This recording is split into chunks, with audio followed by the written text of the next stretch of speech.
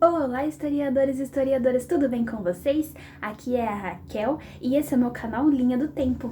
Bom, estou com mais um vídeo aqui para vocês, sejam muito bem-vindos. Hoje nós vamos estrear o quadro Barco de Caronte e, como prometido, eu vou explicar mais ou menos para vocês o porquê que eu escolhi esse nome.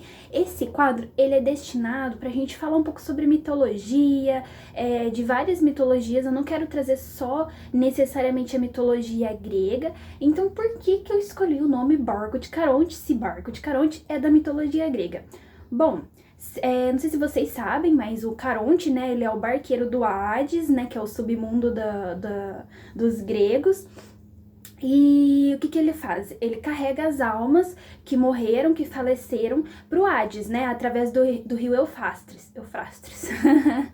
Aí o que acontece? Por que eu escolhi ele? Porque como ele leva as almas pro Hades, ele carrega várias e várias culturas e várias histórias. E é isso que eu quero trazer aqui pra vocês. Várias culturas, várias histórias, vários contos legais, várias coisas pra gente ficar, tipo, cada vez mais culturalmente ativos.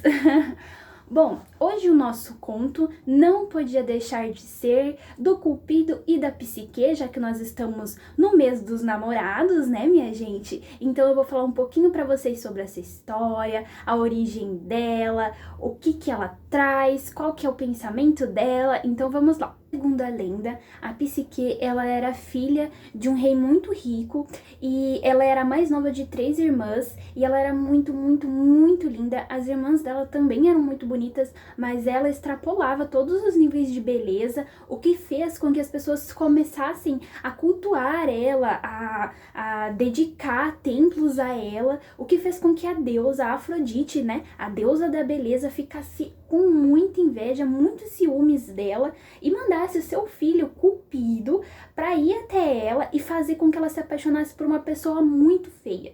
Então Cupido, cumprindo as ordens da mãe, né, como vocês sabem, a Afrodite, ela sempre foi muito ciumenta, muito invejosa, sempre, tudo que ela via que era, assim, mais bonito do que ela, ou que ganhasse mais atenção do que ela ficava muito revoltosa. Muito revoltosa.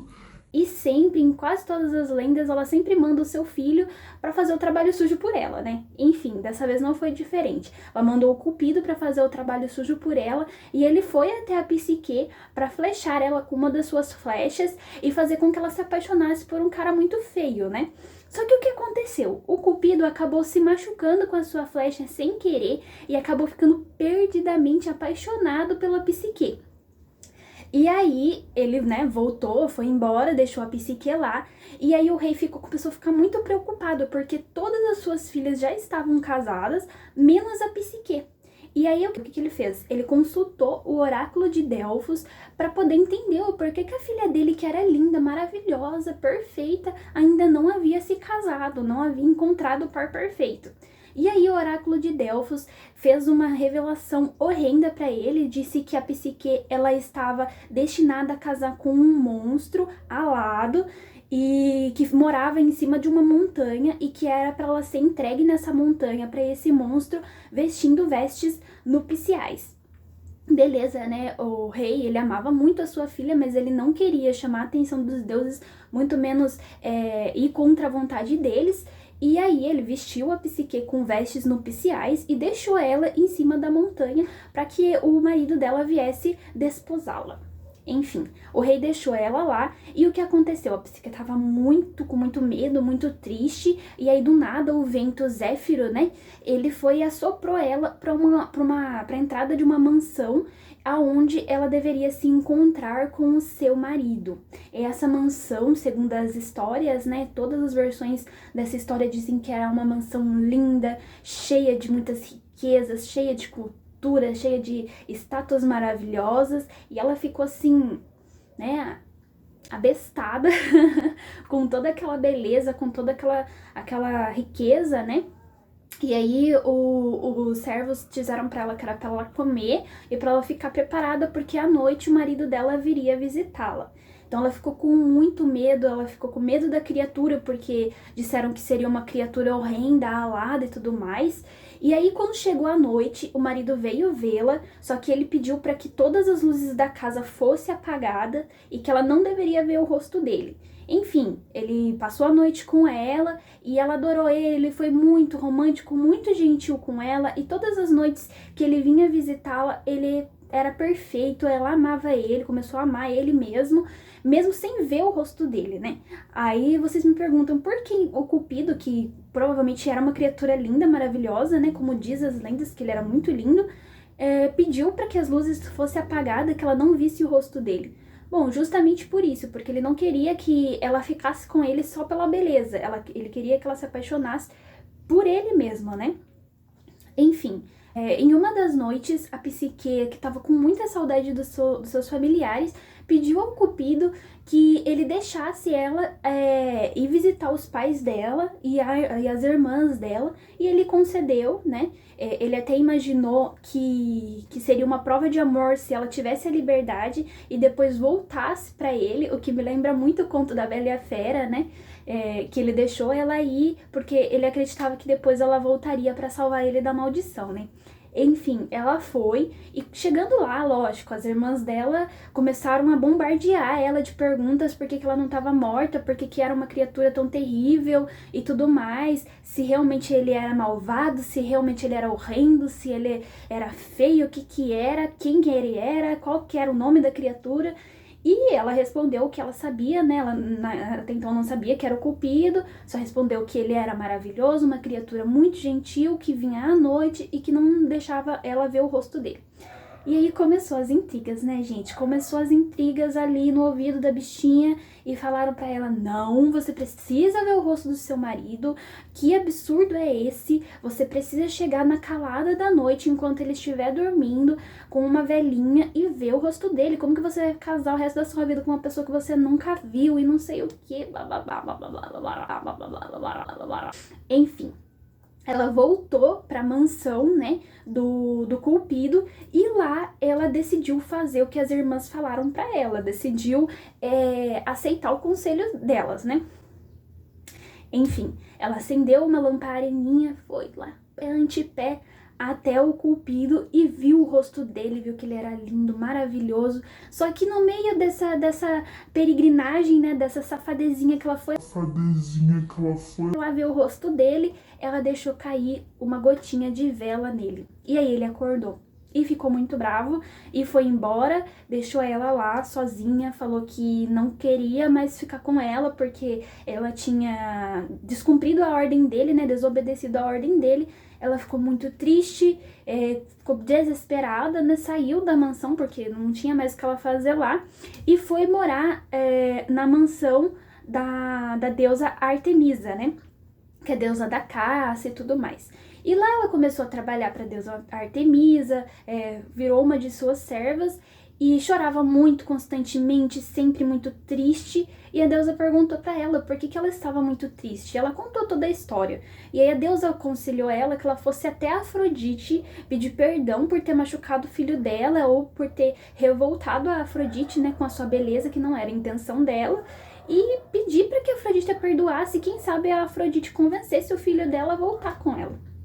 Então, a Psique foi até a Afrodite e lógico que a Afrodite não perdoou ela, né? Porque a Afrodite é a Afrodite, né, gente? Enfim, a Afrodite falou pra ela que até perdoaria ela, que até convenceria o filho a voltar pra ela se ela cumprisse 4 tarefas quase impossíveis, né? Lógico. A primeira tarefa era que ela conseguisse separar um monte de grãozinhos lá, de outros grãozinhos, em um tempo lá curto, que ela não conseguiria fazer, né? Tipo aquela lenda da gata borralheira, que ela tinha que separar os grãos da cinza, sabe? Tudo mais. Segunda tarefa era que ela fosse até um morro, subisse até um morro e pegasse um pouco de uma água que tinha lá em cima, só que esse morro era muito, muito, muito gigante, muito perigoso de se subir. E aí tem algumas divergências, né? Tem alguns algumas versões dessa história que dizem que era apenas 3 tarefas, onde essa tarefa não existia, e tem algumas versões em que são 4 tarefas, realmente essa tarefa existia, tá? E aí tem a terceira tarefa, que ela teria que recolher a lã de ouro de uns carneirinhos lá muito do mal, que tinha umas lã de ouro, eles eram muito bravos, né? E a quarta é que ela teria que descer até o Hades com uma caixinha mágica e pedir a Perséfone um pouco da sua beleza. Perséfone, pra quem não sabe, é a esposa do Hades, né? Ela tinha que ir até a Perséfone e pedir um pouco da sua beleza. Bom, lá se vai, né, a Psique, toda apaixonada, fazer as 4 tarefas. Na primeira tarefa, que era muito difícil, que seria separar os grãos, o Cupido ajuda ela, ele encanta as formigas para que as formigas peguem os grãos certos para ela, ela consegue. Na segunda tarefa, que pode existir ou não, de acordo com as versões da história, o próprio Zeus alça ela até o topo da montanha para que ela possa pegar a água. Na terceira tarefa, ela consegue retirar as lãs dos carneirinhos do mal. E na quinta tarefa, na quarta tarefa, ela desce até o Hades com a ajuda do Caronte. Caronte, né, o nosso, a estrela desse quadro. Ela desce até o Hades com a ajuda do Caronte, chega até Perséfone, pede um pouco da beleza pra ela, a Perséfone doa a beleza pra caixinha, né, ela vai lá, fala que foi a Afrodite que pediu um pouco da beleza da Perséfone, a Perséfone enche a caixinha de beleza, ela volta até o mundo normal. Só que quando ela tava lá em cima, ela se vê num lago e vê que ela tava muito acabada, muito destruída por tudo que ela tinha passado. E ela pensa, bom, essa caixinha tá cheia de beleza, se eu pegar um pouquinho pra mim, não vai fazer muita falta, né? Só que no momento que ela abre a caixinha, essa caixinha na verdade estava amaldiçoada pela Afrodite, que se ela realmente fizesse isso, me lembra também Pandora, né? Que se ela chegasse a fazer isso, a abrir a caixa, ela cairia num sono profundo e ela nunca mais iria acordar, ela ia morrer, o que me lembra também Bela e a Fera, tá vendo? Todas as coisas estão interligadas, gente. Aí o Cupido, muito triste, muito abatido pela perda da amada, ele leva ela até o Zeus, implora pra ele que ele acordasse ela, que ela era o amor da vida dele, e aí o Zeus deixa que o Cupido use uma de suas flechas para acordar a Psique, e aí eles vivem felizes para sempre. O Zeus até oferece a Psique a ambrósia e o néctar, né, que é de acordo com a mitologia grega, o que torna os deuses imortais, e ela toma a ambrósia e a néctar e vive feliz para sempre com o seu amor Cupido. Não é lindo, gente? E aí tem uma coisa que fala que esse conto é a origem da psicanálise, né? Que diz que é quando o Cupido, no caso, é o amor e a psique é a alma, e quando o amor e a alma se encontram, surge essa maravilhosidade.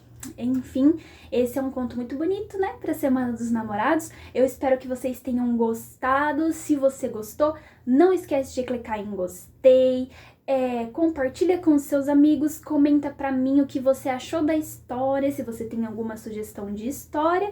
E é isso aí, até o próximo vídeo.